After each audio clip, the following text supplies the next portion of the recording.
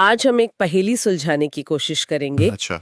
एक तरफ एक मामूली चौकीदार रोनाल्ड रीड, उसने अपनी पूरी जिंदगी मतलब गाड़ियां ठीक कीं, एक स्टोर में फर्श साफ किया, और जब 92 साल की उम्र में उसकी मौत हुई तो वो चुपचाप $8 मिलियन मतलब लगभग 60 करोड़ रुपए से ज्यादा की संपत्ति छोड़ गया। कमाल है। और पहली का दूसरा हिस्सा? दूसरा हिस्सा है रिचर्ड फुस्कोन, हाँ। हार्वर्ड से पढ़ा लिखा, मेरिल लिंच में एक बहुत बड़ा एग्जीक्यूटिव। ओके। एक मैगजीन ने तो उसे सफलता के 40 आदर्शों में भी शामिल किया था। हाँ। और उसी साल जब रोनाल्ड रीड की वसीयत पढ़ी जा रही थी, हाँ। रिचर्ड फुस्कोन खुद को दिवालिया घोषित कर रहा था। तो ये कैसे हो सकता है? एक चौकीदार करोड़पति बन जाता है और एक फाइनेंशियल जीनियस सब कुछ गंवा देता है। यही वो सवाल है जो आज की हमारी चर्चा के बिल्कुल केंद्र में है। बिल्कुल। आज हम मॉर्गन हाउसल की मशहूर किताब द साइकोलॉजी ऑफ मनी की दुनिया में उतर रहे हैं। हाँ। और हमारा मिशन कोई निवेश की सलाह देना नहीं है, नहीं। बल्कि हम बुक रिव्यूज के आधार पर ये समझने की कोशिश कर रहे हैं कि पैसे के साथ हमारे रिश्ते के पीछे का मनोविज्ञान कैसे काम करता है। हम उस कैसे का जवाब ढूंढेंगे जो रोनाल्ड रीड और रिचर्ड फुस्कोन की कहानी में छुपा है। और इस किताब की सबसे खास बात यही है कि ये कोई कैसे करें गाइड नहीं है। ये आपको फॉर्मूले नहीं बताती है। अच्छा। ये स्प्रेडशीट से आगे बढ़कर इस बात पर ध्यान देती है कि लोग पैसे के बारे में जैसा सोचते हैं वैसा सोचते क्यों हैं। ये हमारे डर, हमारी उम्मीदों, हमारे अहंकार, अहंकार और हमारे पूर्वाग्रहों की पड़ताल करती है। वो सारी मानवीय भावनाएं जो हमारे वित्तीय फैसलों को असल में चलाती हैं। तो चलिए इसी मनोविज्ञान की परतों को खोलते हैं। किताब का जो मूल सिद्धांत है वो ये है कि पैसे का मैनेजमेंट कोई हार्ड साइंस नहीं है। जैसे कि फिजिक्स? हाँ बिल्कुल, फिजिक्स जैसा नहीं, बल्कि ये मनोविज्ञान जैसी एक सॉफ्ट स्किल है। तो हौसल का तर्क है कि वित्तीय सफलता आपकी बुद्धिमत्ता से कम और आपके व्यवहार से कहीं ज्यादा जुड़ी है। लेकिन क्या ये बात थोड़ी ज्यादा सरल नहीं लगती?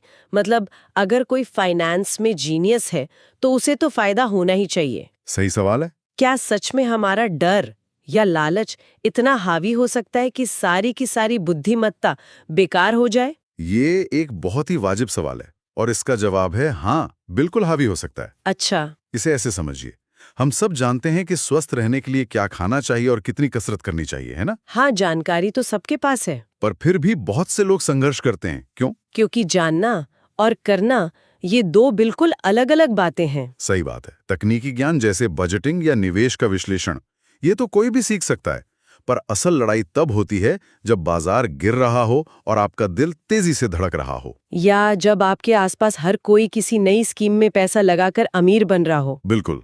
और आपके अंदर लालच जाग रहा हो। उस पल में आपका ज्ञान नहीं, आपका व्यवहार ही सब कुछ तय करता है। तो आप कह रहे हैं कि रिचर्ड फुस्कोन शायद फाइनेंस की सारी किताबें जानता होगा? बिल्कुल जानता होगा। लेकिन रोनाल्ड रीड अपने व्यवहार को जानता था। एकदम सही। रोनाल्ड रीड ने कुछ बहुत ही सरल काम किए। उसने अपनी आय से कम खर्च किया और बाकी पैसे को दशकों तक सामान्य ब्लू चिप शेयरों में निवेशित रखा। उसने बस धैर्य रखा। और दूसरी तरफ फुस्कोन ने बहुत ज्यादा कर्ज लिया, बड़े बड़े जोखिम उठाए, ये मान करके कि अच्छा समय वो तो हमेशा चलता रहेगा, जो कभी नहीं होता। कभी नहीं होता। जब 2008 का वित्तीय संकट आया तो उसकी सारी बुद्धिमत्ता उसे बचा नहीं सकी, क्योंकि उसका व्यवहार जोखिम भरा था। तो किताब इसी विचार पर बनी है कि आप जीनियस हुए बिना भी अमीर बन सकते हैं, लेकिन अगर आपका व्यवहार सही नहीं है तो आप बहुत आसानी से सब कुछ कमा सकते हैं। ठीक है, ये बात तो समझ में आ गई। तो इस मजबूत नींव के बाद चलिए किताब के कुछ मुख्य विषयों में और गहराई से उतरते हैं। जरूर। पहला और बहुत दिलचस्प विषय है अमीर बनना और अमीर बने रहना। ये दो बिल्कुल अलग अलग बातें हैं। हाँ। और यहाँ बात सच में बहुत दिलचस्प हो जाती है। हाँ, क्योंकि ये दो अलग अलग मानसिकताएं हैं, बिल्कुल अलग। किताब इस बात पर जोर देती है कि अमीर बनने के लिए अक्सर जोखिम लेने की जरूरत होती है। आशावादी होना पड़ता है। बिल्कुल, आशावादी होना और दुनिया को ये दिखाना कि कुछ नया संभव है। आपको बड़े दांव खेलने पड़ सकते हैं। लेकिन एक बार जब आप अमीर बन जाते हैं तो खेल बदल जाता है ना? पूरी तरह से। अब लक्ष्य और बनाना नहीं, बल्कि जो है उसे बचाना है। ठीक कहा। अमीर बने रहने के लिए इसके ठीक उलट मानसिकता की जरूरत होती है। इसके लिए विनम्रता चाहिए। विनम्रता। हाँ, और ये डर कि आपने जो कुछ भी कमाया है उसे आप उतनी ही तेजी से खो भी सकते हैं, इसके लिए लगातार चौकन्ना रहना पड़ता है। अमीर बनना स्प्रिंट जैसा है और अमीर बने रहना एक मैराथन है। बिल्कुल सही। यानी कि थोड़ा सा डरपोक होना असल में एक फाइनेंशियल सुपर पावर है। आप इसे मजाक में कह रही हैं, लेकिन ये सच के बहुत करीब है। अच्छा। किताब का एक मुख्य सबक यही है, बड़ी वित्तीय गलतियों से बचना असाधारण लाभ के लिए बड़े बड़े जोखिम लेने से कहीं ज्यादा महत्वपूर्ण है। मतलब सर्वाइवल यानी बस मैदान में टिके रहने की कला। वॉरेन बफे का उदाहरण लीजिए। उनकी सफलता का राज सिर्फ अच्छे निवेश चुनना नहीं है। उनकी 95% से ज्यादा दौलत उनके 65वें जन्मदिन के बाद बनी। अरे वाह। ये किसी एक जादुई स्टॉक पिक का नतीजा नहीं था। ये बस सालों साल दशकों तक मैदान में टिके रहने की ताकत थी। समय ही असली जादू है। और उस जादू को काम करने देने के लिए आपका टिका रहना जरूरी है। बिल्कुल। तो इसका मतलब ये हुआ कि सबसे अच्छी निवेश रणनीति वो है जिस पर आप बुरे से बुरे समय में भी टिके रह सकें। हाँ। भले ही वो कागज पर सबसे ज्यादा रिटर्न देने वाली रणनीति ना हो। एक रणनीति की जरूरत है, जैसे कि हमेशा ये मानकर चलना कि चीजें गलत हो सकती हैं। हमेशा एक गुंजाइश रखना। बिल्कुल। वित्त की भाषा में इसे मार्जिन ऑफ सेफ्टी कहते हैं। यह स्वीकार करना कि आप भविष्य का सटीक अनुमान नहीं लगा सकते हैं, इसलिए आप ऐसी योजना बनाते हैं जो कई अलग अलग नतीजों के बावजूद सफल रहे। तो अमीर बने रहने का मतलब है बड़ी गलतियों से बचना और मैदान में टिके रहना। लेकिन मैदान में टिके रहना भी हमेशा हमारे हाथ में नहीं होता है ना? नहीं होता। और यहीं पर भाग्य और जोखिम की भूमिका आती है, जो इस किताब का अगला अहम पॉइंट है। बहुत अच्छा कनेक्शन है। हाउसल कहते हैं कि भाग्य और जोखिम एक ही सिक्के के दो पहलू हैं। मतलब जब हम दूसरों को देखते हैं तो हम उनकी सफलता को अक्सर उनके कौशल का नतीजे मान लेते हैं। हाँ। और उनकी असफलता को उनकी गलतियों का।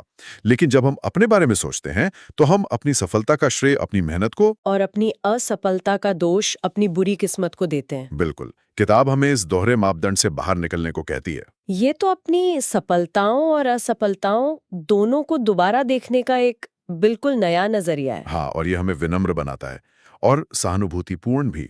ये समझना कि आपकी सफलता में भाग्य का भी हाथ था, आपको घमंडी होने से बचाता है। सही बात है। और ये समझना कि किसी और की असफलता में जोखिम या बुरी किस्मत का हाथ हो सकता है, आपको कठोरता से उन्हें जज करने से रोकता है। कोई भी पूरी तरह पागल नहीं है। हर कोई अपने अनूठे अनुभवों के आधार पर फैसले लेता है जो उन्हें उस समय सही लगते हैं। ये बात तो बहुत गहरी है। बिल्कुल। हर कोई अपने अनुभवों के चश्मे से दुनिया देखता है। मेरे दादाजी, जिन्होंने 1940 का दशक और बंटवारा देखा था, हाँ, वो हमेशा कहते थे कि पैसा सिर्फ गद्दे के नीचे या सोने में रखने के लिए होता है। उनके लिए बैंक या बाजार पर भरोसा करना पागलपन था। और उनके अनुभव के हिसाब से वो गलत भी नहीं थे। बिल्कुल नहीं थे। वहीं जो व्यक्ति 1990 के दशक के टेक्नोलॉजी बूम में बड़ा हुआ है, उसका शेयर बाजार के प्रति नजरिया उनसे बिल्कुल अलग होगा। सही है। किताब यही कहती है कि कोई भी सिर्फ डेटा पढ़कर वित्तीय फैसले नहीं लेता। हम सब अपनी जिंदगी की कहानियों के आधार पर फैसले लेते हैं। ये एक बहुत ही मानवीय दृष्टिकोण है जो अक्सर फाइनेंस की दुनिया में देखने को नहीं मिलता। तो अगर हर किसी का नजरिया उनके अनुभवों के हिसाब से इतना अलग है, तो फिर पैसे का वो कौन सा एक लक्ष्य है जिसके लिए हम सबको कोशिश करनी चाहिए? बहुत अच्छा सवाल है। और इससे हम किताब के तीसरे और शायद सबसे महत्वपूर्ण विषय पर आते हैं, पैसे का असली मूल्य क्या है? ये इस किताब का दिल है। हाउसल तर्क देते हैं कि पैसे का सबसे बड़ा और असली मूल्य वो आजादी और नियंत्रण है जो ये किसी को अपने समय पर देता है। अपने समय पर नियंत्रण? हाँ, ये सिर्फ महंगी कारें, बड़े घर या शानदार छुट्टियां खरीदने के बारे में नहीं है। ये सब दौलत के सबूत हो सकते हैं, दौलत नहीं। असली दौलत वो अनखर्च पैसा है जो आपको विकल्प देता है। वाह, ये सुनकर तो मुझे अपने बारे में सोचने पर मजबूरी हो रही है। हम सब फाइनेंशियल फ्रीडम की बात करते हैं, लेकिन शायद हम उसका मतलब ही गलत समझते आए। ये बड़ी गाड़ी नहीं, बल्कि ना कहने की आजादी है। आपने बिल्कुल सही समझा। ये सिर्फ काम से छुट्टी लेने के बारे में नहीं है। तो फिर क्या है? इसका मतलब है बीमार होने पर काम पर जाने की मजबूरी ना होना, अपने बच्चों के साथ बिना किसी चिंता के समय बिता पाना, या फिर कोई ऐसा काम हाथ में लेना जिसमें पैसे कम हो लेकिन आपको दिली सुकून मिलता हो। बिल्कुल, यह उन विकल्पों को खरीदने की क्षमता है। इसका असली मतलब है सुबह उठकर यह कह पाना, मैं आज वो कर सकता हूं जो मैं करना चाहता हूं। ये परम लाभांश है। पैसा आपको खुशी खरीद कर नहीं देता, लेकिन ये आपको अपने जीवन को अपनी शर्तों पर जीने की क्षमता देकर खुशी का रास्ता जरूर बना सकता है। तो असली अमीर वो है जिसका अपने कैलेंडर पर पूरा नियंत्रण है, ये तो सोचने का पूरा नजरिया ही बदल देता है। इन शक्तिशाली विचारों को समझने के बाद ये सवाल उठता है कि ये किताब इतनी लोकप्रिय क्यों हुई? वित्तीय सलाह पर तो हजारों किताबें हैं। इसकी लोकप्रियता का राज इसकी शैली और इसकी पहुंच में छिपा है। हाउसल कोई जटिल चार्ट या समीकरण नहीं दिखाते, वो कहानियां सुनाते हैं। हाँ, वो कहानियां सुनाते हैं। हमारे पास जो स्रोत हैं वो भी यही बताते हैं कि ये किताब छोटी छोटी कहानियों, वास्तविक दुनिया के उदाहरणों और ऐतिहासिक किस्सों का उपयोग करती है। हाँ, मैंने भी पढ़ा है कि इसकी भाषा बहुत सरल है, कोई तकनीकी शब्दजाल यानी जागरण नहीं है। बिल्कुल नहीं। जिससे यह हर किसी के लिए, चाहे उन्हें वित्त की कितनी भी जानकारी हो, सुलभ हो जाती है। और यही इसकी सबसे बड़ी ताकत है। ये एक ऐसी किताब है जो किसी को ये महसूस नहीं कराती कि वो वित्त के बारे में पर्याप्त नहीं जानता, बल्कि उन्हें सशक्त बनाती है। हाँ, ये उन्हें अपने मानवीय स्वभाव को बेहतर ढंग से समझने के लिए सशक्त बनाती है। ये वित्त से परे जीवन के सबक भी देती है। सही। ये हमें धन, खुशी और संतोष के प्रति हमारे दृष्टिकोण पर सोचने के लिए मजबूर करती है। ये रोनाल्ड रीड और रिचर्ड फुस्कोन जैसी कहानियों के जरिए दिखाती है कि व्यवहार ज्ञान से कितना ज्यादा शक्तिशाली है। तो ये सिर्फ पैसों के बारे में नहीं है। नहीं, ये एक बेहतर और ज्यादा संतोषजनक जीवन जीने के बारे में है। तो अगर हम आज की इस गहरी चर्चा को समेटें, तो सबसे पहली और बड़ी बात यह है कि पैसे के साथ सफलता मनोविज्ञान से जुड़ी है। बिल्कुल। आपकी डिग्री या बुद्धिमत्ता से उतनी नहीं। दूसरा, हमने अमीर बनने, जिसके लिए जोखिम चाहिए, और अमीर बने रहने, जिसके लिए विनम्रता और सर्वाइवल की सोच चाहिए।